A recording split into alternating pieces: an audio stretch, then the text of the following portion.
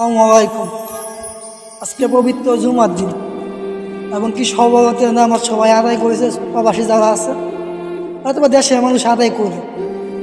কিন্তু একটা কথা কি জানেন, এই পবিত্র জুমার দিন হতে মুসলমানের জন্য একটি খুবই পবিত্র দিন।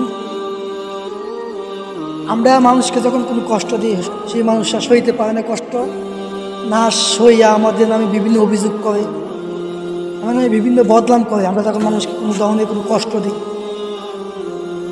এবং কি যে সৃষ্টিকর্তা আমাদেরকে খুব যত্ন সহকারে বানিয়ে দুনিয়াতে পাঠাইছে, যে সৃষ্টিকর্তাকে আমরা প্রতিনিয়ত কষ্ট দিচ্ছি, প্রতিনিয়ত তার ৫ ওয়াক্ত সালাত আমরা আদায় করি না।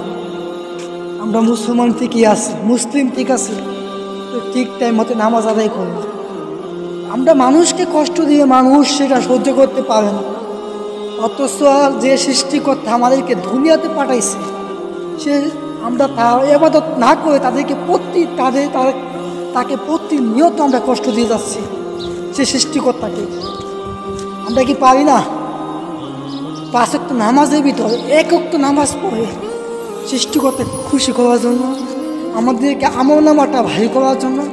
সে কিয়ামতের ময়দানে যখন নামাজ ব্যতীত অন্য কিছু আল্লাহ জিজ্ঞাসা করবে না, সর্বপ্রথম নামাজের বিষয়ে আপনাকে প্রশ্ন করা হবে, নামাজ হচ্ছে বেহেশতের সাথে, তখন আপনি কী জবাব দিবেন? সে সৃষ্টিকর্তার কাছে কোনো জবাব দিতে পারবেন না। দুনিয়ার রূপ লালসা আমাদেরকে এতটাই পিছু ধরেছে যে আমরা নামাজ ছেড়ে দিয়েছি, নামাজ পড়তে আমাদের ইচ্ছে করে না। আল্লাহ সবাইকে নামাজ পড়া তৌফিক দান করুক। সামনে পবিত্র মাহে রমজান মাস আসতেছে, সেই রমজান মাসে 30টা রোজা রাখা তৌফিক দান করুক, এবং কি ৫ ওয়াক্ত নামাজ পড়া তৌফিক দান করুক। আমরা যাতে পবিত্র মাহে রমজানে এই একটি বছরে গুনাহ মাফ করাতে পারি, সে তৌফিক দান করুক। তাছাড়া আমরা আর মুসলিম জাতির কোনো কিছু চাওয়া নাই। আল্লাহ তো রহিম, আল্লাহ তো রহমান, আল্লাহ তো সাত্তার।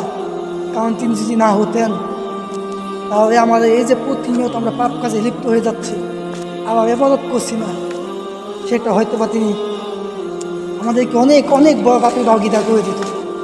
কিন্তু তিনি প্রতিনিয়ত আমাদেরকে ক্ষমা করে দেয়, প্রতিনিয়ত আমাদেরকে মাফ করে দেয়। যাই হোক, সবাইকে দিন শেষে একটা কথাই বলতে চাই যে নামাজ, সবার আগে নামাজ পড়তে হবে। নামাজ ছাড়া দুনিয়াতে কিচ্ছু নাই। আজ মরলে কাল 2 দিন, সব কিছু ফেলে আপনাকে চলে যেতে হবে। আপনার জন্য কেউ হয়তো 2 দিন 3 দিন কান্নাকাটি করবে, তারপর আর কেউ কান্নাকাটি করবে না।